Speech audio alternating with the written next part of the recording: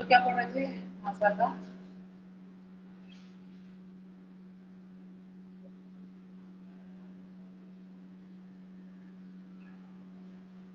भाषा का विकास। तो हमने पढ़ा था कि सबसे पहले अगर भाषा में कोई आता है तो वो कौन सा आता है? तो संस्कृत आती है ना, संस्कृत। तो संस्कृत भाषा सबसे प्राचीन भाषा है और देवों की भाषा भी इसको कहा जाता है। ठीक, कौन सी भाषा थी?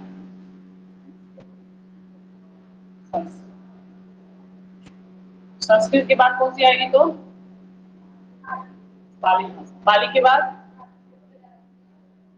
प्राकृत, और प्राकृत के बाद अपभ्रंश, और अपभ्रंश के बाद या तो हिंदी बोल दो क्योंकि अपघट हिंदी का ही मिक्सचर। तो अपघट।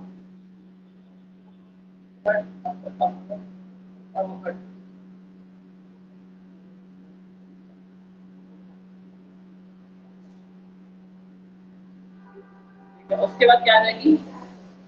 प्राचीन।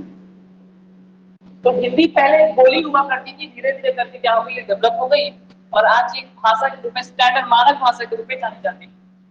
तो हम लोग इसमें अब पढ़ेंगे कि हिंदी के बारे में थोड़ा सा हम लोग को जानकारी हो जाए, हिंदी क्या है और कैसे है। ये जो प्राचीन हिंदी है ना और जो आज की हिंदी है, इसको अगर आप बांटे तो हिंदी को हम लोग 5 भागों में बांट सकते हैं। ठीक है, पहले आप समझें कि हिंदी जो है, ये हिंदी हिंद शब्द से बनी है। जैसे सिंधु है ना, तो सिंधु से सिंध बना है, वैसे हिंद से हिंदुस्तान बोलते हैं ना, हिंदू से हिंद बना है। तो हिंद याद रखेगा, हिंद मतलब हिंदुस्तान। तो सिंध जब देख, सिंध जो टूटा ना तो हिंद हो गया, और हिंद से भी वो हिंदी बना। तो हिंद मतलब, और ये पता है ये हिंदी भाषा का शब्द नहीं है, ये हिंदी फारसी है। हिंदी जो शब्द है ना कहाँ से आया है? तो फारसी लैंग्वेज है, पर्शियन लैंग्वेज बोलते हैं। ठीक है, याद रखेगा ये किसकी लैंग्वेज है? तो फारसी जी। सोचो तो हिंदी में हिंदी है नहीं, हिंदी जो है शब्द वो हिंदी का है ही नहीं, इसका है तो फारसी का है, फारसी। ये हिंदी शब्द किसका शब्द है? अरे पढ़ेंगे नहीं, जैसा जैसे ना आप पढ़ोगे, जैसे कुर्ता पढ़ोगे, कुर्ता, शर्ट पढ़ोगे, ये सब चेयर पढ़ोगे, आपका रिक्शा पढ़ोगे, रिक्शा पढ़े जापानी वर्ड, रिक्शा जो है ना, ऐसे ना अलग अलग शब्द पढ़ेंगे, देशा शब्द, विदेशा शब्द, आपका फारसी शब्द, ऐसे करके। अलमारी जो है वो भी बाहर का शब्द, बहुत सारी चीजें बाहर की। वैसे ही ये हिंदी जो शब्द है वो किसका शब्द है? फारसी का। और हिंदी शब्द को हम लोग कितने, इसकी 5 उपभाषाएं हैं। उपभाषा कितनी है? उपभाषा कितनी है? 5 है, 5। हिंदी की कितनी उपभाषा है? 5। ठीक है, याद रखिएगा। 5 में से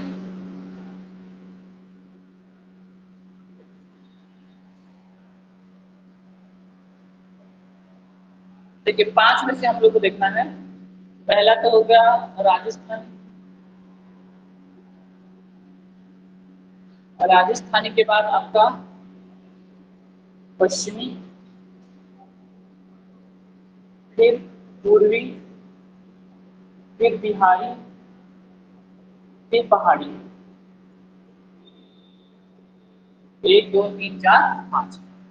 हिंदी की कितनी उपभाषाएं हैं? तो हिंदी की कितनी उपभाषाएं हैं? 5। ठीक है, प्राचीन हिंदी की बात कर। अच्छा, ये जो प्राचीन हिंदी है, आज इसको खड़ी बोली के नाम से भी जाना जाता है, खड़ी बोली बोलते हैं। और खड़ी बोली कौरवों की भाषा है, कौरवों की भाषा थी ना, उसी की भाषा हिंदी, प्राचीन हिंदी समय से डेवलप हो गई। आप वो पढ़े हो क्या साहित्य वगैरह? सर उधर का नहीं दिख रहा है, वो भाषा जो लिखी है उधर नहीं दिख रही, पांचों। हिंदी जो है, हिंदी मैंने 5 लिखा है। राजस्थानी, पश्चिमी हिंदी, पूर्वी हिंदी, बिहारी हिंदी, पहाड़ी हिंदी। वो पहाड़ी लिखा, लास्ट वाला पहाड़ है, पहाड़ी हिंदी। तो 5 है हिंदी की कितनी भाषा है? भाषा है 5। कौन कौन सी? राजस्थानी हिंदी, मेवाड़ी मारवाड़ी आता है उसमें। पश्चिमी हिंदी, इसमें आपका आ जाता है कौरवी वाला। ठीक है, पूर्वी हिंदी, पूर्वी हिंदी को ध्यान देना है। ठीक है, पूर्वी हिंदी को क्यों ध्यान देना है? क्योंकि प्यारे बच्चों, पूर्वी हिंदी से ही हमारा छत्तीसगढ़ बनेगा। छत्तीसगढ़ी कहाँ से आया? पूर्वी हिंदी से। तो पूर्वी हिंदी इसको डिटेल करता हूँ। बिहारी, बिहारी आता है ना, भोजपुरी वगैरह, ठीक है, खातरा मातरा क्या बोलते हैं उसको, ऐसी बात करते हैं ना हम लोग बिहारी लोग, कैसे का कहते हैं, ये छत्तीसगढ़ी होगा, खाना खैलू हा जैलू हा, ऐसे करके बोलते हैं ना, वो बिहारी। अब पहाड़ी कुमाऊं उमाऊं साइड बोलते हैं, असम वगैरह साइड कुमाऊं वगैरह, तो पहाड़ी। हमको इसको नहीं जाना है, हम लोग तो छत्तीसगढ़ में रहना है। तो आपको सीखता है कि हिंदी की कितनी उपभाषा है, 5। 5 में से पूर्वी हिंदी को ध्यान देना। पूर्वी हिंदी को अर्धमागधी के नाम से भी जानती है, यहाँ पर डिटेल कर रहा हूँ। पूर्वी को किस नाम से जानते हैं तो अर्धमागधी, पूर्वी हिंदी, इसको और क्या नाम जानते हैं, अर्ध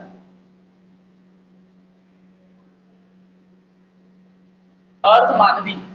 मगधी होगा ना, मगधी लैंग्वेज, उसी का आधा हो जाए अर्धमागधी। इसकी 17 उप बोलियां हैं। कितनी 17 उप बोलियां हैं, 17 उप बोलियां।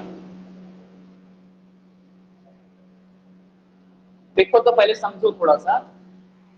कल मैं आपको ये सब बेसिक समझा दिया था। बोली किसको बोलते हैं, भाषा किसको बोलते हैं, किसको बोलेंगे बोली, ये कम क्षेत्र में बोली जाती है और इसका व्याकरण वगैरह नहीं होता, ठीक है।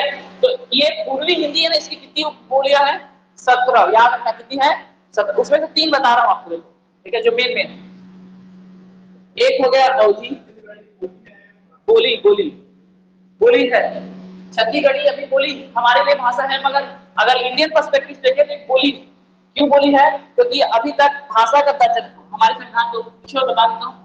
हमारे संविधान में अनुसूची अनुसूची अनुसूची 8 है, 8, उसमें भाषा के बारे में हमारे अनुसूची में 22 भाषाएं जो हैं वो दर्ज है। जब तक इसमें शामिल नहीं हो जाएगा तब तक उसको भाषा का दर्जा नहीं मिलेगा। जैसे भोजपुरी अभी भी क्या है, अभी भी बोली ही है। संविधान में 12 अनुसूचियां होती है, मैं कभी पढ़ाऊंगा आपको या रिकॉर्डिंग में पढ़ना पड़ेगा। 12 अनुसूचियां हैं, उसमें से 8वीं अनुसूची है ना, वो भाषा है, पढ़ा ना जी। तो 12वीं 8वीं अनुसूची में कितनी भाषा है, 22, उसमें छत्तीसगढ़ी शामिल नहीं। इसलिए छत्तीसगढ़ एक क्या है, बोली है। भारत लेवल में देखो राजभाषा में शामिल, कल आए थे कि नहीं आए थे ना, राजभाषा में शामिल हुआ था। कब शामिल हुआ था, 2007 में। तो अच्छा एक सुधार है ना, तो 28 नवंबर है ना, कल मैं शायद 27 नवंबर बोल रहा हूँ, कल लीजिए एक दिन एक पीछे हो गया था। 2007 राजभाषा में शामिल कब हुआ था, हमारी छत्तीसगढ़ी, ठीक है। तो राजभाषा में शामिल है छत्तीसगढ़ी और हिंदी, ठीक है।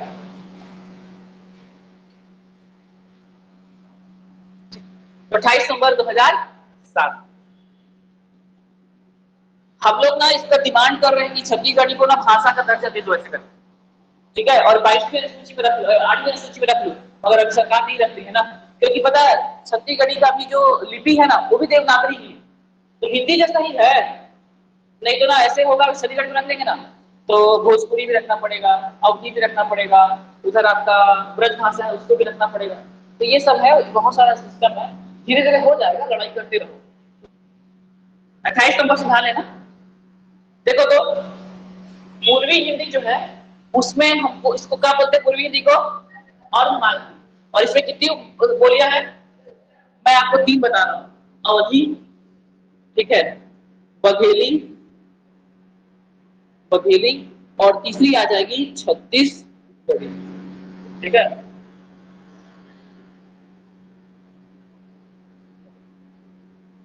छत्तीसगढ़ी, ये छत्तीसगढ़ी को याद, हमारे लिए वही इंपॉर्टेंट। छत्तीसगढ़ी कैसे, तो हमारे से पूछता है हमारे प्रश्नों में कि जो छत्तीसगढ़ी है वो कहां से आई है, पूर्वी हिंदी।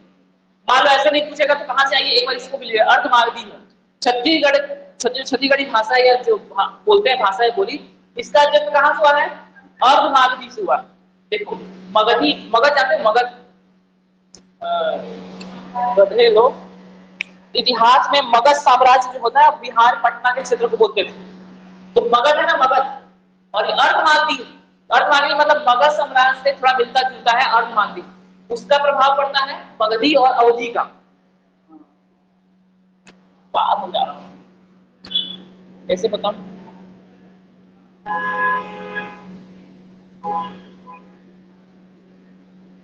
समझ गए ना अभी भारत, नहीं समझ में आज।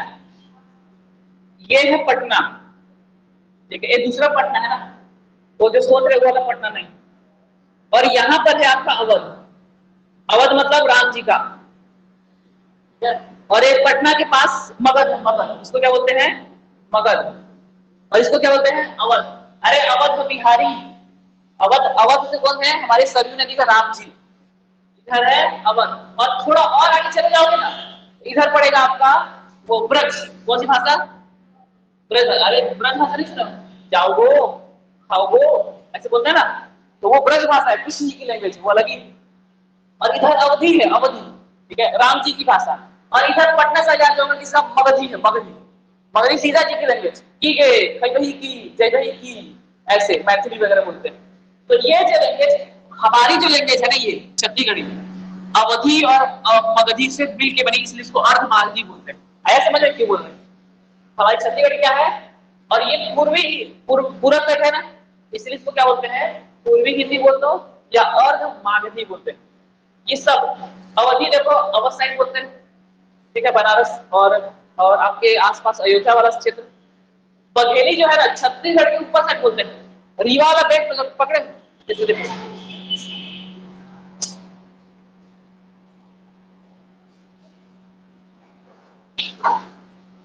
ये जो सरगुजा है ना, सरगुजा के ऊपर जैसे सीधी, सिंगरौली, ये सब पड़ता ना, ये जो क्षेत्र है यहाँ पर बोलते हैं हमारा क्या बोलते हैं, बघेली, बघेली बोलते हैं, ठीक है। बघेली अब रीवा वाली लैंग्वेज है, उतना तो आता नहीं है, मगर सुने हो कभी बोलते हैं, ठीक। तो ये बघेली, और इसके नीचे पड़ेगा छत्तीसगढ़ी। तो छत्तीसगढ़ी कहाँ पर बोलते हैं, अवध और मगध को मिला दो क्या हो जाएगा, छत्तीसगढ़ी। इसके अंदर में आती है तो पूर्वी हिंदी या फिर अर्धमागधी के अंदर, ठीक है, इतना याद कीजिएगा। छत्तीसगढ़ी का जन्म थोड़ा सा पढ़ दे रहा हूँ ना, कहाँ से हो रहा है। तो ये हमारा हो गया छत्तीसगढ़ी और साथ साथ हिंदी को मिटा दे, मिटा दे, मिटा दे। इसको नहीं भी जानोगे तो कोई उतना खास प्रभाव नहीं पड़ेगा, क्योंकि हमारे एग्जाम में यही पूछेगा ना, हमारे से रिलेटेड, इसीलिए इसको छोड़ भी दोगे तो चल जाएगा। नेक्स्ट देखिए, लास्ट एक होती है भाषाएं, बता रहे थे शास्त्रीय भाषा। कौन सी भाषा, शास्त्रीय, ठीक है। शास्त्रीय भाषा क्या होती है, हमारे अभी वर्तमान में 6 भाषाओं को शास्त्रीय भाषा का दर्जा है, ठीक है। कितनी भाषा को, 6 भाषाएं हैं जो शास्त्रीय, शास्त्रीय भाषा मतलब समझ रहे हो, ऐसी भाषा जो हिंदी से भी पुरानी है। हिंदी तो अभी अभी अभी आया है, अभी डेवलप हो रहा है, हिंदी से भी पुरानी थी, उनको शास्त्रीय भाषा बोलते हैं। शास्त्रीय नाम भी है, शास्त्रीय ऐसे करके। तो शास्त्रीय भाषा है जिसका इतिहास 1000 से 2000 साल को पुराना है, उसमें अलग साहित्य लिखे गए हैं, ठीक है, वैसी भाषाओं को शास्त्रीय भाषा का दर्जा है। हमारे यहाँ 6 भाषाओं का दर्जा मिल चुका है। सबसे पहले दर्जा मिला था 2004 में।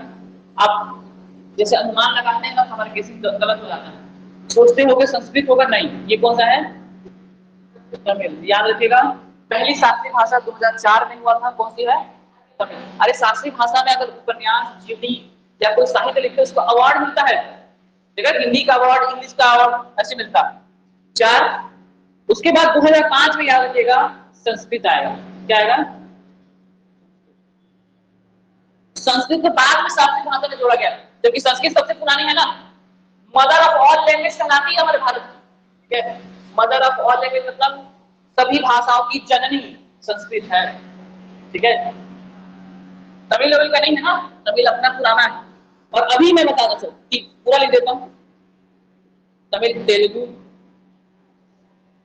सॉरी कन्नड़, कन्नड़, उसके बाद तमिल, तेलुगु, मलयालम, ओड़ी, ओड़ी, उड़िया, 1 2 3 4 5 6, ठीक है। 2014 तमिल, संस्कृत, ये याद होगा, ये हमारे भी चल जाएगा, ये चल जाएगा। लेटेस्ट अभी कौन सी जुड़ी इसको याद रखिए, उड़िया। उड़िया जानते हो, उड़िया। तो उड़िया अभी नया है, सबसे पहला कौन सा था, तमिल। अभी कितनी है तो 6। तमिल उधर का पूरा पकड़ना ना, भारत का, ये तमिल कहाँ बोलेंगे तो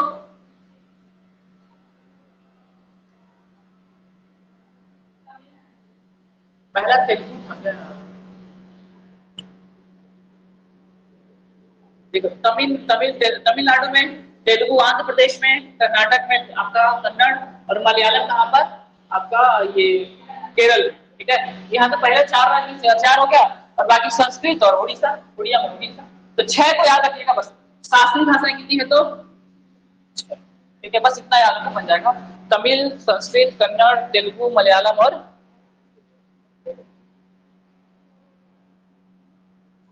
बन जाएगा।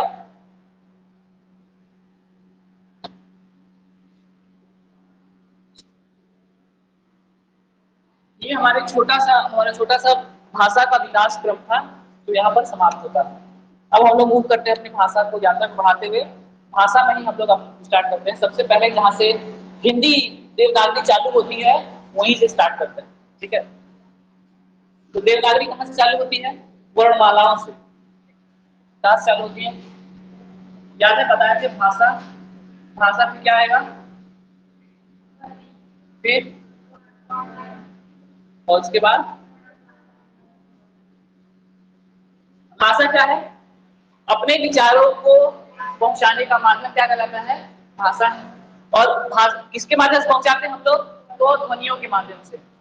भाषा का अलिखित रूप क्या कहलाता है? ध्वनि कहलाता है। जैसे हमने बोल के बताया, सबसे छोटा रूप क्या है? ध्वनि। और जब हम उसको लिखते तो क्या हो जाता है? वर्ण। और ये वर्ण कैसा है? लिखित है, तो लिखा लिखा होना चाहिए। और इसका एक क्रम बनाते तो क्या होगा? वर्णमाला। एक चीज आप समझें, हिंदी जो है ये इजी लैंग्वेज नहीं। ठीक है, मैं आपको बता चुका हूँ, सब विश्व की सबसे सरल लैंग्वेज अगर आपको पढ़नी है वो संस्कृत है। ठीक है, और उससे भी उसके बाद जो दूसरी तीसरी में आएगा वो इंग्लिश। English easy language. ठीक है, मगर अगर आपको अपने बातों में क्या चाहिए? वेटेज चाहिए। आप चाहते हैं थोड़ा शास्त्रार्थ, या फिर आप चाहते हैं कि आपका मतलब ऐसे मतलब, एक होता है काम चलाना, एक होता है एकदम स्टैंडर्ड। तो आप समझिए, स्टैंडर्ड अगर आप बोल रहे हैं भाषा में तो हिंदी में मिलेगा। हिंदी सरल लैंग्वेज बिल्कुल भी नहीं है ना, बिल्कुल भूल के भी मत बोलना कोई इजी लैंग्वेज। हिंदी में ध्वनियों का खेल। ठीक है, ध्वनि के उच्चारण से, मुख के जगह से, हर एक प्लेस से क्या होता है? वो हिंदी का उच्चारण होता है एकदम सटीक। आप शास्त्र मतलब एकदम ना कल्चर आप देखना चाहते हैं तो हिंदी को देखिए। और काम चलाना है तो आप इंग्लिश बोल लो, संस्कृत बोल लो, इजी अगर करना है तो। ठीक है, मगर ये इजी लैंग्वेज नहीं बता दे रहे हैं। ठीक है, इसमें बहुत मेहनत लगता है देखना अभी। अब इसमें देखिए वर्णमाला हम लोग पढ़ने जा रहे हैं। किसको पढ़ेंगे? वर्णमाला। वर्णमाला क्या है पहले इसको समझ लो, कल का क्लास किया हो तो। वर्ण क्या है? तो भाषा को, ध्वनि है ना, तो ध्वनि का ही लिखित रूप क्या होता है? वर्ण होता है। और वर्ण क्या है? भाषा, जैसे भाषा बोलते हैं ना, तो भाषा बोलने के लिए हमको क्या चाहिए? एक ध्वनि चाहिए। और मान लो उसको लिखना है तो किसके माध्यम से लिखेंगे? वर्ण। तो ध्वनि का ही लिखित रूप क्या कहलाता है? वर्ण। और इसी का क्रम क्या कहलाता है? ठीक है, हमारे हिंदी में 52 वर्ण कितने हैं? और 4 अलग से हैं।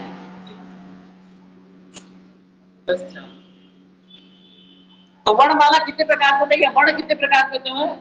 तो वर्ण या वर्णमाला 2 प्रकार के होते हैं।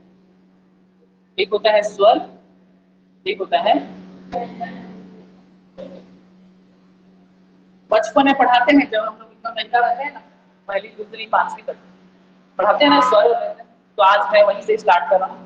ऐसा मत समझना हमारे पेपर में लिखा रहता है कि 10वीं तक आएगा, तो 10वीं तक मैक्सिमम, वो पीछे का भी तो दे सकता है। तो देख लो बेटा, मैं 5वीं तक का भी स्टार्ट कर रहा हूँ। ओके, सोच लो कितना पीछे है। अब ये भी नहीं समझ में आया कैसे करूँ।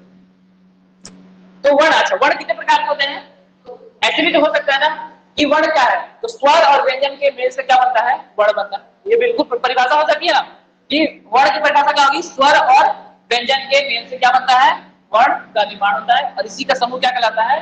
वर्णमाला कहलाता है। चलो स्टार्ट करते हैं हम लोग आज स्वर। ठीक है, जो अब नहीं भी आए थे उन लोगों को भी आ जाएगा। स्वर स्टार्ट में हेडिंग डालो, वर्णमाला उसमें हेडिंग डाली स्वर।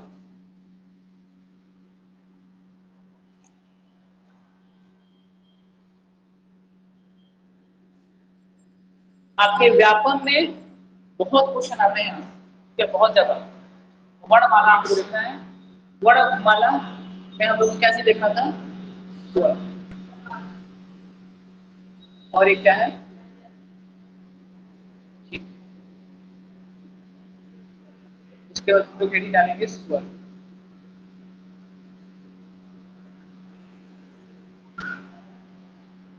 चलिए, समझना है एकदम, हिंदी हिंदी को लेकर नहीं चलना, एकदम एक ईजी है एकदम। ठीक, देखो मैंने पहले भी कहा कि हिंदी जो है वो आपका किसे ध्वनियों पे बेस्ड है। किस पे बेस्ड है? ध्वनि।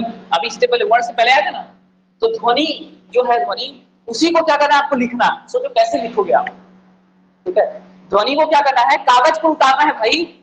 आप समझो तो लैंग्वेज को कैसे हम लोग एकदम उतार रहे हैं। तो कागज पे ध्वनियों को उतारना है वर्णमाला के माध्यम से। तो सबसे पहले स्वर देखो, देखिए एकदम जमाया गया है ना। जब आप ऐसी ध्वनियां होती हैं, स्वर ऐसी ध्वनियां होती हैं जिनको उच्चारित उच्चारित करते हैं ना, तो हमको कोई तकलीफ नहीं होती, एकदम बिंदास आप कर सकते हैं। वैसी ध्वनियां होती है, उसको स्वर कहते हैं। किसे सुने, समझे। बाद में मैं सब लिखूंगा, आप लोग एक एक लाइन में लिख लेना। पहले समझो स्वर किसको कहेंगे। तो स्वर ऐसी ध्वनियां होती है, एकदम मिरिकल समझो, मिरिकल। ऐसी ध्वनियां होती है जो हमको तकलीफ न दे, ठीक है, एकदम तकलीफ नहीं होती हमको उसको उच्चारित करने में, बोलने में, ठीक है, वो स्वर उच्चारित। तकलीफ का क्या मतलब होता है? तकलीफ का मतलब हुआ कि जब कोई भी आप शब्द बोलिए, मैं सांस ले रहा हूं, दबाव आ रहा है, देखो कंठ यहां से चालू होता है बोलना, ठीक है। इवन अब मैं तो बोलूंगा पेट से चालू होता है, पेट पे दबाव होता है, उसके बाद हृदय, हृदय से फिर आपका कंठ, कंठ से आपका तालु होते हुए बाहर निकलती है, बहुत ज्यादा ऊर्जा निकलती है, ठीक है। अगर आप बात करते रहे दिन भर तो अब भी आपका मतलब है थका हुआ महसूस करेंगे आप। कुछ भी नहीं करो तभी भी आप थके हुए रहे, क्योंकि एनर्जी निकलती है चीज से। खाते पीते हो ना, बोलोगे तो एनर्जी निकलता। तो अब देखो स्वर क्या है। स्वर ऐसी ध्वनियां हैं जिनके उच्चारण में, ठीक है, जो सांस लेने और छोड़ने में कोई तकलीफ नहीं होती, आराम से आप लिखिए, कोई दिक्कत नहीं। तो स्वर क्या है? स्वर इस ध्वनि का एक प्रकार, ठीक है। ध्वनियां है, कुछ ध्वनियां है मिलकर स्वर बना है, ठीक है। और ऐसी ध्वनियां जिसके उच्चारण करने में इनहेल और एक्सहेल जानते हो क्या? मतलब सांस लेना और सांस छोड़ना में कोई तकलीफ नहीं होती, अपात रूप से आप सांस ले सकते हो। स्वर देखो अ आ ई उ, कुछ भी बोलेंगे ना, आपको रुकावट पैदा नहीं होगी। मगर और ध्वनियों का आप उच्चारण करें जैसे क ख ग घ ग वगैरह, समय क्या होगा, सांस रुकेगी कुछ समय के लिए, अबाध मतलब थोड़ा उसका मार्ग रुकेगा।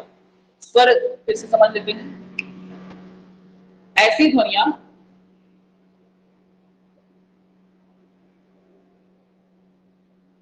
ध्वनियां जिनके उच्चारण में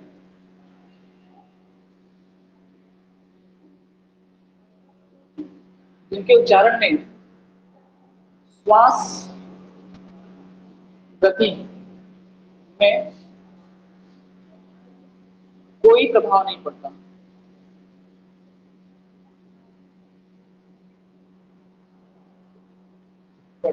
या फिर और क्या लिखेंगे, श्वास अबाध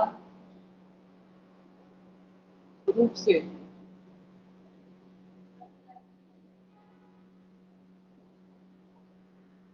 या स्वर विवर, हिंदी में बोलते हैं स्वर विवर,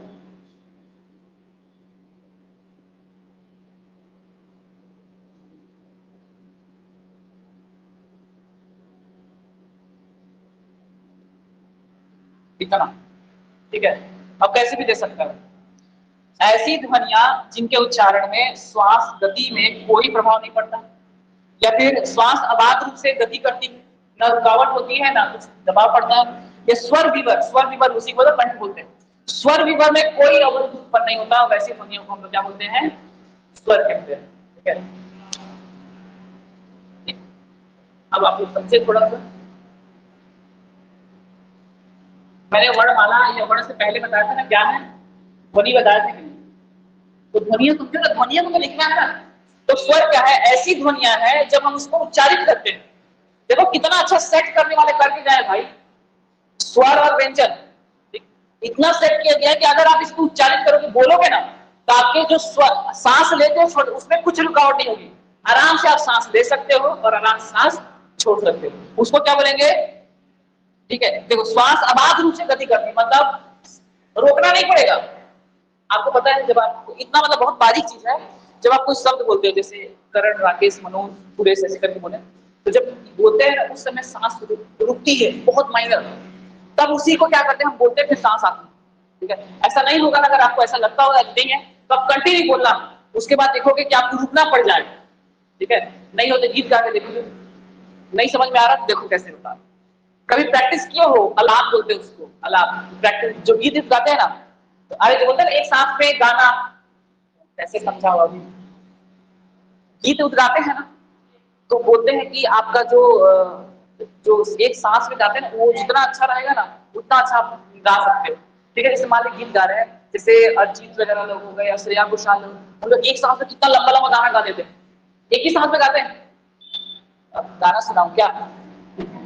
मान लो कोई गीत है, ठीक है, जैसे एक मंत्र ही समझ लो, जटा जटा जलम प्रवाह ज्वार उस तले गले वलम बलम जंगल मालिका, ये जो मैं धारा प्रवाह में बोल रहा हूँ बिना रुके, ठीक है, तो सांस रुक रही है, देखना फिर मेरे को रुकना पड़ जाएगा।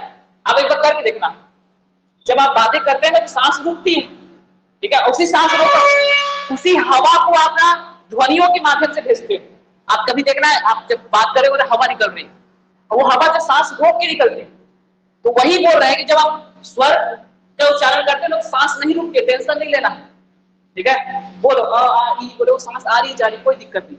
मगर आप कुछ बात कीजिए, ठीक है, तो आप बात करेंगे तो आप पाएंगे कंटिन्यू कोई अगर शब्द आप बोल रहे हैं तो आपको रुकना पड़ेगा, आपको सांस भर जाएगा, जब भाई सांस भर लेगा, ठीक है। कभी गाय होंगे या कभी कोई होता है कंटिन्यू बोलते बोलते थोड़ा सा विराम देते हैं, तो वही चीज मैं बोल रहा हूँ कि यहाँ पर सांस का कोई दिक्कत नहीं। ऐसी ध्वनियों को हम लोग क्या बोलेंगे? स्वर। तभी तो स्वर बोलते हैं, नाम में तो देखो स्वर क्या पूछा ना, तो स्वर है। स्वर विवर में कोई कोई अवरुद्ध या रुकावट नहीं होती, उनको क्या बोलते हैं? स्वर। ओके, आया समझ में क्या? और अगर जिसको नहीं आया है वो गीत गा के देखना, ठीक है, गीत गाना जी, क्या नाम? चल चला देख, गीत गाना, और गीत गाओगे ना तो ऐसा नहीं है कि रुक रुक के गाना, कंटिन्यू गाना, ठीक। आप पाओगे कि आप कुछ समय बाद रुक जाओगे, मगर जो गीत गा लोग रहते हैं ना, मैंने बोला ना वो कंठ को साधते हैं, इसकी प्रैक्टिस करते हैं, एक्सरसाइज करते हैं, जिसकी वजह से ना एक एक मिनट दोनों मिनट तक कंटिन्यू गा सकते हैं, मतलब वो लोग सांस रोक के गाते हैं, ठीक। देख रहे हैं जी, ऊपर लय ताल को लेकर करते हैं लोग, तो ये सब प्रैक्टिस से आता है, तो आप समझे। इसमें को थोड़ा सा ध्यान देना, कहा गया श्वास अबाध रूप से गति करती है, बन जाएगा, ये होता है स्वर। अच्छा, और क्या होता है स्वर? स्वर स्व आश्रित होते हैं। क्या होता है? तो स्वर जो होते हैं स्व आश्रित होते हैं, सेल्फ जनरेटेड।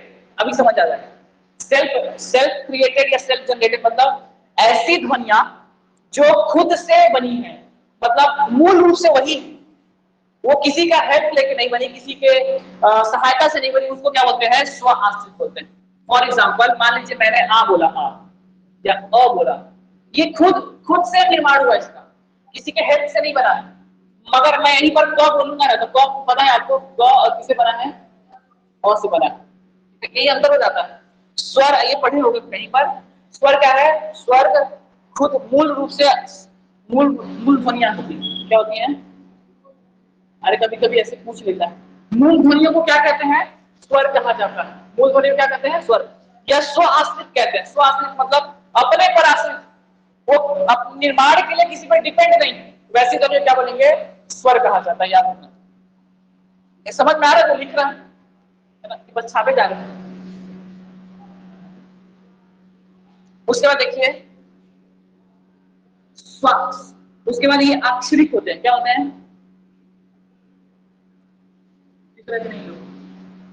ध्वनि स्वर जो होता है वो कैसे होते हैं? अक्षरिक ध्वनियां कहलाती हैं। कैसी ध्वनियां कहलाती हैं? अक्षरिक ध्वनियां कहलाती हैं। अक्षरिक, कल बताया था, ठीक है। अक्षर बताया था ना, अक्षर, ठीक है, वर्ण के बाद आता है और शब्द के पहले आता है। याद आया कल की क्लास? वर्ण के क्या आ रहा था? बाद में, और शब्द के पहले। अक्षर जो होता है, अक्षर, अक्षर का निर्माण स्वर से ही होता है, बिना स्वर के अक्षर नहीं बन सकता, ठीक है। या तो अक्षर स्वरी हो, और या उसका निर्माण स्वर से हुआ, उसी को अक्षर बोलते हैं, ठीक है। ठीक है, इसके टुकड़े देखो, अक्षर कैसे, जैसे ग ले लो, ग, तो ग किससे बना? ये अक्षर है ना, तो किससे बना है? तो तो किससे? अ से हुआ निर्माण, और क्या है? एक स्वर। तो स्वर का निर्माण याद रखिएगा, सॉरी अक्षर का निर्माण किससे बनता है? स्वरों से। तो आक्षरिक है, आक्षरिक मतलब अक्षर का निर्माण किससे होता है? स्वर। ठीक है, अरे ये भी अक्षर है जी, ये भी अक्षर, तो अक्षर है तो कैसे होगा? अ प्लस अ से बना है कि नहीं? तभी क्या हुआ? तो ये भी तो स्वर। तो अक्षर बिना स्वर के बन ही नहीं सकते, याद रखना है। अक्षर देखो, कभी कभी क्या होता है, कभी कुछ पढ़ने से कुछ का आंसर निकल जाता है। इसकी डेफिनेशन भी आज क्लियर हो रही है, कल मालूम कम बता दिए थे, तो आज इसको हो रहा है। अक्षर क्या है? तो अक्षर स्वर से बनते हैं, ठीक है, स्वर होगा ही होगा।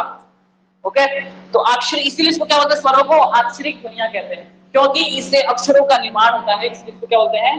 अक्षरिक कहते हैं। ठीक है, अक्षरिक क्या? आपका अक्षरिक ध्वनियां कहते हैं। ठीक, समझ में आ रहा है? इसी को मूल ध्वनियां भी कहते हैं। क्या बोलते हैं इसको? मूल ध्वनि। स्वर को क्या बोलेंगे? तो लिखा हूं क्या? हाँ, ये मूल ध्वनि लिखे। इसको क्या बोलेंगे? मूल ध्वनि के नाम से भी जाने। जब भी आप स्वर को उच्चारित करोगे, एक अनुगुंज पैदा होती है। क्या पैदा होगी? आपके कंठ में, ठीक है, एक अनुगुंज या एक वाइब्रेशन का महसूस करोगे आप, और ये वाइब्रेशन जो है आपको आत्मा से परमात्मा का मेल करवाए। ठीक, हाँ, तो इसीलिए तो स्वर बोल रहे हैं, नहीं तो नरक नहीं बोलते इसको, है कि नहीं? स्वर बोलने का तात्पर्य इस, देखो मैं बता रहा, हिंदी बहुत स्टैंडर्ड लैंग्वेज, ठीक है, इतना धीरे धीरे इतनी अच्छी हो गई है ना कि इतनी अच्छी हो गई लोग पढ़ नहीं रहे, मतलब सक नहीं रहे पढ़ने के लिए। भाई कठिन है ना, आपको अभी समझ नहीं आ रहा, देखना कितना कठिन। स्वर बता रहे हैं, स्वर, ठीक है, और नरक। स्वर इसलिए बोलते हैं क्योंकि इसमें अनुगुंज है, और अनुगुंज जो होती है वाइब्रेशन, भगवान एक वाइब्रेशन है, एक वो अनुगुंज है। एक अंतरिक्ष में अभी साइंटिस्ट नासा वाले खोजे, हो गया अनुगुंज हो गया अब मेरा आवाज गूंजेगा तो देखिए, अनुगुंज कह रहे थे ना कि नासा ने खोजा है कि जो हमारा यूनिवर्स है, ब्रह्मांड, वहां पर एक साउंड सुनाई दे रहा है। ठीक है, वाइब्रेशन है, वो ओम की ध्वनि टाइप से साउंड करता है। ठीक है, कौन सी ध्वनि है? ओम। ओम मतलब ये वाला साउंड है ना, ऐसा ओम नहीं, कौन सा साउंड है? वाइब्रेशन है। ठीक है, और आप लोग जानते हैं भ्रामरी प्राणायाम होता है, बच्चों आप लोग के लिए बहुत अच्छा होता है, इसलिए बता देता हूँ, कई बार बताया। भ्रामरी प्राणायाम जो होता है दिमाग बढ़ाने के लिए, जिसका दिमाग नहीं रहता, ठीक, उसके लिए बहुत अच्छा होता है भ्रामरी। दोनों उंगलियों को कान में लगाने का, ठीक है, और करके ऐसे करते थे। ठीक है, जैसे आप स्कूल में भी रहे होंगे तो ये प्राणायाम कर, भ्रामरी प्राणायाम क्या होता है? ये जो वाइब्रेशन होता है ना, वाइब्रेशन हमारे जो न्यूरॉन्स होते हैं हमारे दिमाग में, उसको एक्टिव करता है। अच्छा है कि नहीं? मैं क्या बोला, झूठ नहीं बोल रहा था। आत्मा को परमात्मा से मिलाने वाला वाइब्रेशन, अनुगुंज, ठीक है, आपके कंठ से निकलता है। सोच लीजिए कितनी अच्छी चीज है। स्वरों में क्या होती है?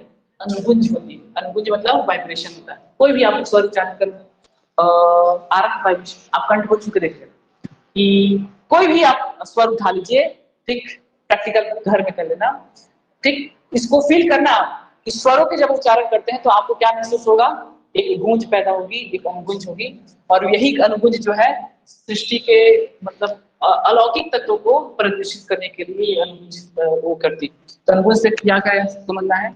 अनुगुंज यानी आपका वाइब्रेशन ना, तो ये स्वर क्या किसमें होगी? तो स्वरों में। ठीक है, स्वरों में क्या पैदा होती, क्या मिलेगा आपको? अनुगुंज मिलेगा। ठीक है, व्यंजनों में ना मिले मगर स्वरों में ही मिलता। इतना आप स्वर के लिए जानिए, स्वर की परिभाषा। ठीक है, ऐसी ध्वनियां जिसके उच्चारण में हमको कोई तकलीफ ना हो। ठीक है, श्वास जो नली है उसमें अबाध रूप से हवा आए और जाए। ठीक है, उसके साथ साथ ये कैसे ध्वनियां है कि यही मूल ध्वनियां हैं, और इसी के साथ साथ याद रखना है कि ये कैसे स्व आश्रित है, ये किसी पर डिपेंड नहीं। इसलिए आश्रित ध्वनियां कहलाती है क्योंकि इससे अक्षरों का निर्माण होता है। ठीक है, और ये स्वरों से हमको क्या मिलती है? अनुगुंज होता है, अनुगुंज पैदा होती है। ठीक, अब देखिए स्वर के प्रकार देख लेते हैं। स्वर के अगर प्रकार आप देखें तो पहले तो दो ही चीज देखो, एक होता है उच्चारण, नहीं लेखन होता है। मैं आपको बताया था ना जब भाषा बता रहा था, लिखित भाषा और मौखिक भाषा ऐसे करके, और एक होता है उच्चारण। उच्चारण मतलब सिर्फ बोलना। ठीक है, बस आप लोग समझ लो चीज, लाइक बोलोगे। लेखन और उच्चारण, तो लेखन का मतलब होता है लिख देना, तो लिखने के लिए जो भी आप चाहो वो लिख सकते हो। ठीक है, मगर जरूरी नहीं जिसको आप लिख दो उसको उच्चारित कर सको। होता है कभी कभी ऐसे अटपटे शब्द लिखे होते हैं, ये तो मैं लिख दिया, लिखने का तो कुछ भी लिखते हैं, ठीक है, उच्चारित करो। तो याद रखिएगा लेखन अलग होता है, ठीक है, और उच्चारण अलग होता है। तो लेखन के आधार पर अगर हम बात करें तो स्वर की संख्या 13 है। कितनी है? 13। और उच्चारण के आधार पर स्वरों की संख्या 10। 3 छूट जाता है, ठीक है। याद रखिएगा, कुछ पूछा हुआ है, पूछता रहता है। लेखन के आधार पर स्वर कितने हैं? ठीक है, रिटन में 13, लिखने में आपको 13 मिल जाएंगे, और उच्चारण में कितने मिलेंगे? तो 10। चलो ये समझ गया होगा, मिटा दो उसको, छाप लिए।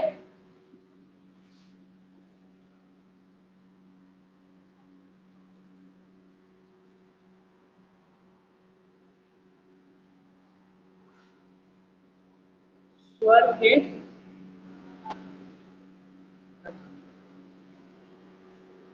हाँ, स्वर बताओगे कोई? 55 वाले बताओ। हाँ, अ, और आ, इ, ई, उ, ऊ, री, ए, ऐ, ओ, औ, अम। गिनो तो। 1 2 3 4 5 6 7 8 9 10 11 12 13। ठीक है, यही 13 होते हैं। कितने होते हैं? अभी बताया ना, लेखन के आधार पर यही 13 आपको मिलेगा। कोई भी बुक आप उठा लीजिए, छोटे लड़का लोग का बुक होता है ना, वो प्लास्टिक वाला जो फटता नहीं, उसमें भी ये ठीक है, क्योंकि लेखन है ना, लेखन है। तो देखो लेखन के आधार पर कितने स्वर होते हैं? 13 होते हैं। आपको 13 ही पढ़ने, ठीक है। तो अ आ ई उ री, ठीक है, एक ब्रेक ले लो वहां पर री पे। ए ओ अम और अहा, ठीक है। मगर उच्चारण में देखना, उच्चारण की अगर बात की तो देखो उच्चारण में ना, देखो ये तो इसको इंडिविजुअल आप कर सकते हो, मगर आप एक बार समझो, ये ऋषि, ये वाला जो ऋषि है, ये इंडिविजुअल प्रयोग नहीं होता, ठीक है। उसके बाद कभी का मात्रा ऐसे इंडिविजुअल देखो, सिर्फ ऐसे लिखा रहा है, इसका कोई सेंस नहीं है ना। और ऐसे डबल डॉट का भी कोई सेंस नहीं जब तक किसी के ऊपर लगे मत। नहीं आ रहा समझ, देखो मान लो मैं लिखा क्या, मान लो स्वतः ही लिख दिया। तो ये देखो, जब इसके बाद लिखा तब ना इसका स्पेलिंग हुआ। अगर मैं सिर्फ ऐसे लिखूं तो इसका क्या मतलब है? कोई सेंस नहीं, नहीं है ना। इसीलिए याद रखिएगा, उच्चारण के आधार पर 10 होती है, 3 तो छूट जाएगा, यही छूटेगा। बी छूट जाएगा, आम छूट जाएगा, अहम क्यों छूटेगा? क्योंकि इसका आपका मतलब हिंदी में बोलेंगे उसको जैसे सेल्फ जो होगा ना, सेल्फ क्या बोलेंगे, व्यक्तिगत रूप से इसका कोई महत्व नहीं होता, ठीक है, अकेले इसका यूज नहीं होता, इसलिए क्या होते हैं, ये अपने उच्चारण में छूट जाते हैं, ठीक है। लिखित रूप में कितने हो जाएंगे? 13। और उच्चारण के आधार पर कितने हो जाएंगे? 10। कौन सा छूटता है? और अरे इसका कारण भी जानो ना भाई, काहे छूट रहा है, ठीक है। इसका इंडिविजुअल कोई इसका महत्व नहीं होता, इसलिए इसको छोड़ देता है। उच्चारण के आधार पे 10 स्वर होते हैं, 10 बनेगा, ठीक है। चलो, उसके अलावा देखो सामान्य परिस्थितियों में ना, आपको मैं आगे बताऊंगा, अम और अहम, ये जो है ये अयोगवाद कहलाते हैं। ये ना तो स्वर है पूरी तरह से, ना मतलब परिभाषित अगर करूं मैं स्वर को अच्छे से, तो ना तो ये पूरी तरह स्वर में आएंगे और ना ये पूरी तरह व्यंजन में जाएंगे, ये बीच वाले। इसीलिए ना अभी सामान्य रूप से ना स्वर इसको काउंट ही नहीं करते स्वर। समान रूप से स्वरों की संख्या कितनी हो जाएगी? तो 11। देखो 3 आंसर है, इसी को पूछ पूछ के फंसा देता है। अगर आपसे लिख के दिया लेखन के आधार पर स्वरों की संख्या कितनी है? 13। उच्चारण के आधार पर कितनी है? और कुछ नहीं दिया और 11 ऑप्शन में, तो 11 मार्क है ना प्यारे बच्चों। क्यों? क्योंकि अम और अह अयोग भाग, मैं आगे समझाऊंगा। अरे एक एक शब्द को डील करना है, इतना सारा 2 क्लास चलेगा इसका स्वर का, ठीक है। तो अम और अह अयोग भाग कहलाते हैं, इसको होगा। ये ना तो स्वर में आते पूरी तरह से, देखो कैरेक्टर होता ना, कैरेक्टर, तो इसका कैरेक्टर ना तो पूरी तरह स्वर जैसा है और ना ही पूरी तरह व्यंजन जैसा है, इसीलिए इसको ना तो स्वर पे काउंट करते हैं ना तो व्यंजन में, ठीक है। देखिए बेचारे लोग इस तरह से देखो, अगर स्वर संख्या कितनी हो जाएगी, कौन सी छूट जाता है? तो और अम और अह क्या हो जाता है? ठीक है। तो 2 चीजें, लेखन आपका उच्चारण और समान परिस्थितियों में स्वरों की संख्या कितनी है? 11 बनेगा। तीनों आंसर आते हैं, तीनों आंसर आप अनसॉल्व जब खोल के देखोगे तो आपको आंसर मानना पड़ेगा। आगे बढ़े। स्वर हमारे हो गए, सब जितने प्रकार हैं सब कुछ मैंने बताया, इसके अलावा और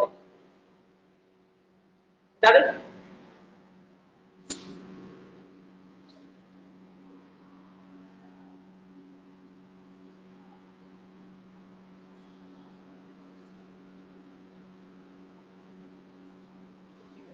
नेक्स्ट हम लोग देखना है स्वर के प्रकार उच्चारण के आधार पर। किसके आधार पर?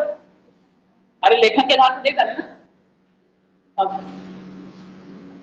उच्चारण, उच्चारण या फिर हाँ मात्रा के आधार पर। किसके आधार पर?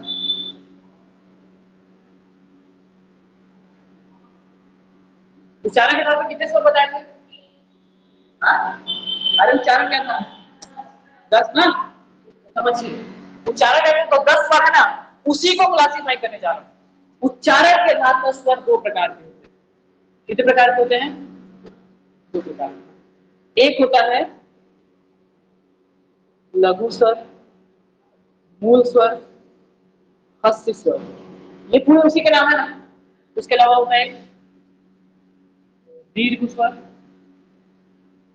ठीक है, दीर्घ स्वर, संयुक्त स्वर। याद रखिएगा पूछ चुका है उच्चारण के आधार पर। सुन लो पहले, लिख रहे हो ठीक है। एक उच्चारण के आधार पर स्वर कितने बता दिए मैंने? 10, ठीक है। मान लो उच्चारण के आधार पर लिखा हुआ स्वर की प्रकार लिखिए 1 2 3 4 5, तो आप बोले सर 10 ऑप्शन में नहीं है, तो मतलब वो उसको नहीं पूछ रहा है, वो पूछ रहा है इस 10 प्रकार में से। और उसको देखो, एक होता है ना जैसे एक बड़ा बॉक्स होता है, उसको खोलो तो छोटा बॉक्स होता है, वैसे बड़ा बॉक्स में कितने हैं? तो 10। इसी 10 को और बांटना है, और ये 10 को और कितने भाग बांट सकते हो? तो 2 भाग में। कितने भागों में? 2 भाग। समझ रहे हो ना? ऐसे बांटना, ठीक है, याद रखिएगा। तो उच्चारण के आधार पर या मात्रा के आधार पर कितने प्रकार के होते हैं? 2, लघु स्वर, मूल स्वर, हस्त स्वर भी होते हैं, एक ही चीज है। और इसके अलावा क्या बोलेंगे? दीर्घ स्वर या संयुक्त स्वर। लघु स्वर देखो क्या होते हैं, मूल स्वर, मूल मूल स्वर, मूल ऐसे स्वर जो खुद उत्पन्न होते हैं, किसी का हेल्प नहीं लेते हैं। वैसे स्वर किसी का नहीं लेते, मगर देखिए खुद उत्पन्न होते हैं, खुद से बने हैं। जैसे मूल स्वर 4 है, 4 मूल स्वर की संख्या कितनी है? 4। कौन कौन से?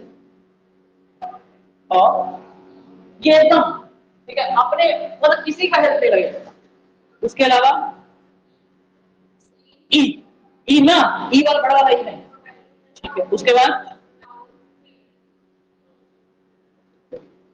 हो गया। ये 4 जो स्वर है ये मूल स्वर कहलाते हैं, लघु स्वर कहलाते हैं, हस्त स्वर कहलाते हैं, या मात्रिक स्वर भी कहलाते हैं। मात्रिक स्वर तो दोनों कहलाते हैं। मात्रा के आधार पर देख रहे हैं।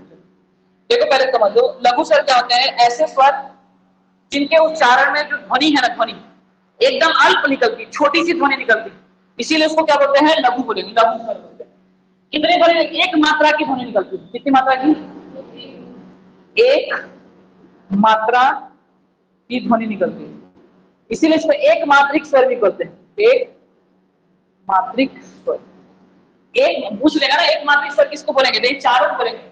इसमें जब उच्चारण करते हैं ना तो एक मात्रा बहुत कम ध्वनि निकलती है, एकदम छोटा सा, ठीक है, एक मात्रा की ध्वनि निकलती है, इसलिए इसको क्या बोलते हैं? एक मात्रिक स्वर बोलते हैं। लघु क्यों बोलते हैं? क्योंकि ये छोटा होता है, इसकी जो समय सीमा होती है क्या होती है? छोटी होती है, ठीक है। अरे 1 2 3 या ये 4, अगर चारों बोल के दे दे तो बनेगा कि नहीं बनेगा? तो ना सर क्वेश्चन देखो, पढ़ तो हम सब देते हैं, क्वेश्चन बनाना सीखो। आपसे बोलेगा एक मात्रिक स्वर इनमें से कौन नहीं है, 3 ऑप्शन सेम रहेंगे, एक हटा देगा। समझ गए ना? या फिर ऐसे बोले मूल स्वरों में कौन सा शामिल नहीं है, या और हर स्वरों में कौन सा शामिल है, ऐसे करके दे। तो ये चारों आपको आने चाहिए, कैसे भी पूछ ले, ठीक है। सिर्फ पढ़ना नहीं होता है, थोड़ा और अच्छे से पढ़े। मात्रा के आधार पर स्वर कितने प्रकार है? याद रखिएगा 2 ही है। कितना है? तो पूछ चुका है क्वेश्चन इसको। मात्रा के आधार पर कितना प्रकार? 2 प्रकार। कौन सा? मूल या और दीर्घ। दीर्घ देखो, दीर्घ या संयुक्त लिखा है। दीर्घ मतलब जिसके उच्चारण में इसके ध्वनि जो है 2 मात्रा का समय लगता है, ठीक है, ध्वनि लंबे समय तक चलती है। ऐसे स्वर स्वर जिनके उच्चारण में दो मात्रा समय लगता है, दो मात्रा का समय लगता है, ठीक है, इसको द्विमात्रिक द्विमात्रिक स्वर के नाम से भी जाना जाता है। क्या बोलते हैं? द्विमात्रिक स्वर, ठीक है, दो मात्रा का समय लगेगा। और मेरे को लगता है आपको आइडिया हो गया, ठीक है, जैसे आ दो मात्रा, ई, ठीक है, ए, ओ, औ, ठीक है, इनकी संख्या है 7। कितनी है संख्या, कितनी है इनकी? ठीक है, ठीक, ओके, 7 और 4 11 हो गए। और ई, ऊ, री और आपका दीर्घ स्वर संयुक्त क्या होते हैं? लंबा समय लगता है। जब हम स्वर को उच्चारण करते हैं तो हमारे स्वर जो कोकिल है थोड़े से लंबे समय तक चलते हैं। कितने लंबे समय चलते हैं? 2 मात्रा, ठीक है, का समय लगे, उसको क्या बनेगा? द्विमात्रिक स्वर, दीर्घ स्वर या संयुक्त स्वर। यहाँ पर स्पेस नहीं है, मैं यहाँ पर बना दूंगा। जैसे देखो आ, कैसे बना है तुम?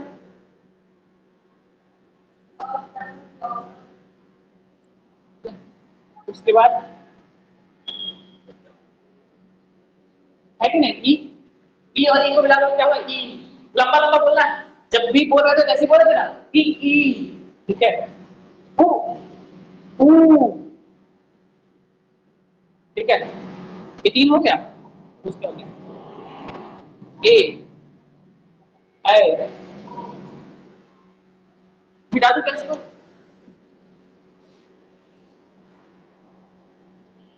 ए, ऐ, ओ, तो 1 2 3 4 5 6 7, कितने हैं? 7, देख लो 7 है। आपसे पूछ भी सकता है कि ये जो ऊ है वो किससे बना है, किन दो स्वरों के मिलकर बना है?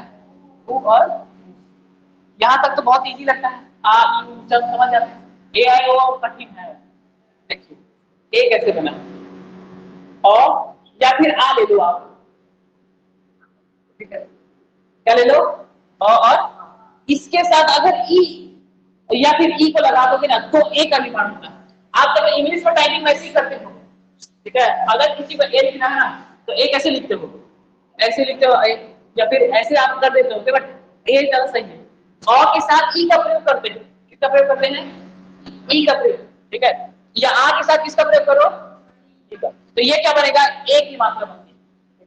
क्या लगेगा? इंग्लिश में भी देख लेना, करके देखना, और ई लगे रहेगा तब ए बनता है। ए की मात्रा किससे बनेगी? अ के साथ क्या मिला दो आप? और आ के साथ क्या मिला दो? दोनों में से कोई भी पूछ सकता है ना कि ए कैसे बना है, तो आपको ऑप्शन दे देगा अ और ई के संयोग से, अ और ऊ के संयोग से, ऐसे ए बहुत इजी। ए किससे बनेगा? अ और आ के साथ अगर इसी को लगा दो, ए को, इसको लगा दो ए को, तो ए बन जाएगा। ए कैसे बनेगा? अ और आ के साथ क्या लगा दो? ए, तो आई की मात्रा बन जाएगा। क्या बन जाती है? आई की मात्रा। याद रखिएगा, आई की मात्रा अ और आ के साथ ए लगाते हैं। सेम टू सेम यही आता है, ट्रेंड नहीं समझ पा रहे। और कॉमन रहेगा, और सब जगह होता है, और एक ही ध्वनि है जो यूनिवर्सल है, वो सब में है, ठीक है, सब में मिलेगी। उसके बाद देखिए ई पहले वाले के साथ आ गया और ऊ आ जाएगा दूसरे वाले के साथ, बस यही तो है। तो वो देखो कैसे आएगा, अ और आ के साथ क्या लगा दो आप? ऊ लगा दो या फिर क्या लगा दो? ऊ। तो क्या बन जाएगा? एक ट्रेंड समझिए आप, रटना नहीं। देखो अ तो कॉमन, ई और ई लगा दें क्या हो जाएगा? ए, और ऊ लगा देंगे तो क्या बन जाएगा? ओ और आ के साथ क्या लगा जाएगा? तो क्या बन जाएगा? औ। ये याद रखिएगा, ये चारों कभी कभी पूछ लेता है। ए, ऐ, ओ, औ। ए कैसे बनेगा? अ और आ के साथ ई और ई का संयोग। ऐ कैसे अ के साथ ए लगा दो तो ऐ बन जाएगा। ओ कैसे बनेगा? अ और आ के साथ अगर ऊ और ऊ लगा दो, मतलब अ के साथ ऊ लगा तो भी बन जाना है, और आ के साथ ऊ लगा तो भी वो ही बनता है। और लास्ट में औ किसे बनेगा? अ और आ के साथ ओ लगा दो तो आपका क्या बन जाएगा? औ बन जाएगा। याद रखिएगा ये संयुक्त स्वर कहलाते हैं, दीर्घ स्वर कहलाते हैं। दो मात्रा है कि नहीं बताओ? है ना। एक ये एक ये दो मात्रा दो मात्रा का समय लगता है, ये ध्यान दीजिएगा। ये हमारा दीर्घ स्वर या संयुक्त स्वर कहलाते हैं।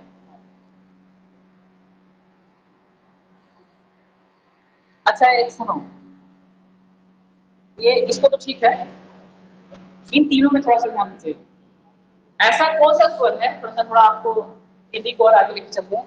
ऐसा तीनों में कौन सा स्वर है जिसका लंबे समय तक उच्चारण करे, ठीक है, क्योंकि ये मूल स्वर है ना जी, कहाँ के मूल स्वर ध्यान। अच्छा ये ऐसे इसमें से ऐसा कौन सा स्वर है जिसको लंबे समय तक उच्चारण करे तो दीर्घ में बदल जाए, या दीर्घ में नहीं बदलेगा, बताओ। सोच के देखो अगर आप थोड़ा समझते हो। ये चार स्वर है ना, इसमें से ऐसा स्वर बताइए जिसका उच्चारण, ध्वनि का उच्चारण जो हम करते रहे ये दीर्घ में बदल जाए। ठीक, देख लो नहीं समझ आ रहा है। ई है ना, ई को उच्चारित करो, बोलो तो, बोलो, बोलते रहो। ई, ई बोलना चाह रहे हो और ई को लंबे करो, ई आगे में बड़ा बदल गया, तो ये ऐसे।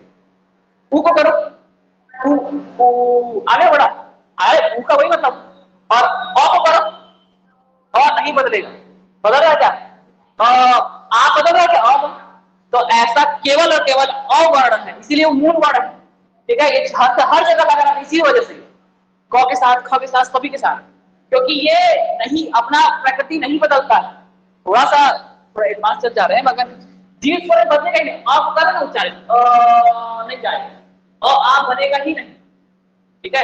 मगर ई को करो उच्चारित लंबे समय तक, वो किसे बदल जाएगा, दीर्घ में बदल जाएगा, है ना, बड़ा हो जाएगा दीर्घ, वो भी बदल जाएगा। याद रखिएगा, अ एक ऐसा वर्ण है जिसको, जो मूल स्वरूप को नहीं बदलता है, अपने नहीं रहेगा। हाँ, अगर अ और को जोड़ दोगे तो आ बन जाएगा, या फिर बात। तो याद रखिएगा ये दो प्रकार के स्वर प्रकार, और भी प्रकार है, बहुत सारे प्रकार स्वर, ठीक है। तो पहले आप देखें दो प्रकार, कौन सा, मात्रा के आधार पर, एक लघु स्वर और एक दीर्घ स्वर। लघु स्वर जिसमें ध्वनि कम निकलती है, एक मात्रा की ध्वनि निकलती। दीर्घ स्वर क्या होता है जिसमें दो मात्रा या फिर लंबे समय से ध्वनियां निकलती। अब इसी का देखो प्रकार वही होता है, इसी का एडवांस रूप आपको बता रहे हैं, ठीक है। एडवांस एक होता है फ्लूट स्वर, क्या होता है, फ्लूट, फ्लूट अलग से याद रखना है। कौन सा स्वर, फ्लूट, आधा कौन छोटे पत्र लू तब फ्लूट। फ्लूट स्वर क्या होते हैं, जब दीर्घ स्वर को और लंबा हम खींचते हैं, ठीक है, अलाप वगैरह देते हैं, तब इसको क्या बोलते हैं, फ्लूट स्वर। गाने वगैरह में यूज करते हैं। देखो मैं आपको एक गाना सुनाता हूँ, ठीक है, उम्मीद है आप लोग भी सुने होंगे। एक गाना सुने, गाना इस प्रकार है कि महबूबा ओ महबूबा, सुने वाला गाना। तो महबूबा, और मैं समान सुनोगे तो ऐसे नहीं, गुरु जी बोल दिए तो थोड़ा शर्म आ रहा है, ऐसे आप पीछे हो जा रहा है, सुने गाना नहीं। महबूबा हो महबूबा, ऊ ये वाला गाना सुने। अरे बहुत चला है, ट्रेंड में है, आज भी चलता है, और ऐसा मेरे ख्याल से कोई नहीं होगा जो नहीं सुना। बहुत पुराना गाना है, आज इसका नया वर्जन भी चल रहा है। कौन सा गाना है बताओ तो, बोलो। अरे ये प्रैक्टिकल देखो जी, आपको सब्जेक्ट को आपके व्यवहारिक जीवन में लेकर आ रहे हैं। बोलो, देखो गाना बताओ, गा के बताओ, बोलो। हाँ हाँ बोलो, हाँ वही वाला गाना गाओ, मैं को बताया, बोलो। हाँ महबूबा हो महबूबा, बोलो। अरे बोला ना जी, सलमान। हाँ बोलो, उसके आगे वाला बोलो, बोलो, बोलो ना। जो है ना, ये फ्लूट स्वर है भाई, इसीलिए बता रहे उसको ऐसे अंदर राइट में दे। जो ये गाना है इसका जो आखिरी वर्ड है, जो बोलते ना, वो फ्लूट है। जब हम ना किसी भी दीर्घ स्वर को लंबा खींचते, दीर्घ से भी ज्यादा 3 मात्रा तक खींचते, 4 मात्रा से, उसको क्या बोलते हैं, फ्लूट स्वर बोलते हैं, ठीक है। अक्सर गीत संगीत में ये सब यूज हुआ है, जैसे पुकार में भी यूज होता है, ऐसा कोई बात नहीं है। जैसे मान लो बुला रहे हैं, राम जरा, राम जरा, राम, ऐसे बोलते हैं ना, गुस्सा बोलते हैं। तो जब वो राम खींच रहा है ना, इसका मतलब गुस्सा क्या है, भावार्थ समझो। तो जब खींच रहा है ना राम, ठीक है, सीते, तो वो जो खिंचा रहा है वो क्या है, फ्लूट, ठीक है। इसका साइन क्या होता है, ये एस जैसा होता है, कैसा होता है, गाने में देखने होंगे, ठीक है, याद रखने का, ये फ्लूट, ठीक है। दूसरा, यही फ्लूट में नहीं बदलता जी, और बाकी सब बदल जाएंगे। फ्लूट क्या होता है, तो दीर्घ स्वर से भी ज्यादा, लिख लो इसको, मैं अपने जगह नहीं, दीर्घ स्वर से भी ज्यादा समय लगता है, ठीक है। और गाना लिख लेना एग्जाम्पल में, महबूबा हो महबूबा, और को जरूर लिखना भाई, उसी को छोड़ दोगे आप। क्या है क्लूज पर, क्या होता है?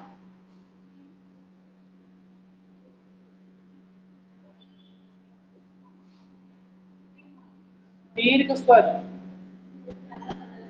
से ज्यादा समय, ठीक है। दीर्घ स्वर से भी क्या लगता है, ज्यादा समय लगेगा।